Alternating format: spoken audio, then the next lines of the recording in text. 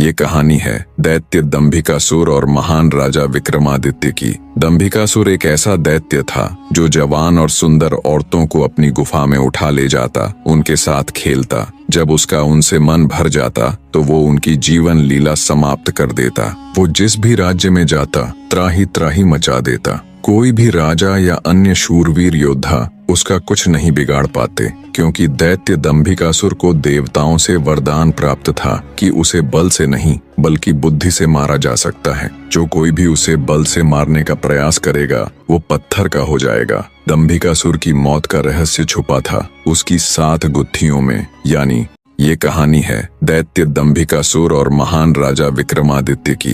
दंभिकासुर एक ऐसा दैत्य था जो जवान और सुंदर औरतों को अपनी गुफा में उठा ले जाता, उनके साथ खेलता। जब उसका उनसे मन भर जाता तो वो उनकी जीवन लीला समाप्त कर देता। वो जिस भी राज्य में जाता त्राही त्राही मचा देता। कोई भी राजा या अन्य शूरवीर योद्धा उसका कुछ नहीं बिगाड़ पाते, क्योंकि दैत्य दंभिकासुर को देवताओं से वरदान प्राप्त था कि उसे बल से नहीं बल्कि बुद्धि से मारा जा सकता है। जो कोई भी उसे बल से मारने का प्रयास करेगा वो पत्थर का हो जाएगा। दंभिकासुर की मौत का रहस्य छुपा था उसकी 7 गुत्थियों में। यानी ये कहानी है दैत्य दंभिकासुर और महान राजा विक्रमादित्य की। दंभिकासुर एक ऐसा दैत्य था जो जवान और सुंदर औरतों को अपनी गुफा में उठा ले जाता, उनके साथ खेलता। जब उसका उनसे मन भर जाता तो वो उनकी जीवन लीला समाप्त कर देता। वो जिस भी राज्य में जाता त्राही त्राही मचा देता। कोई भी राजा या अन्य शूरवीर योद्धा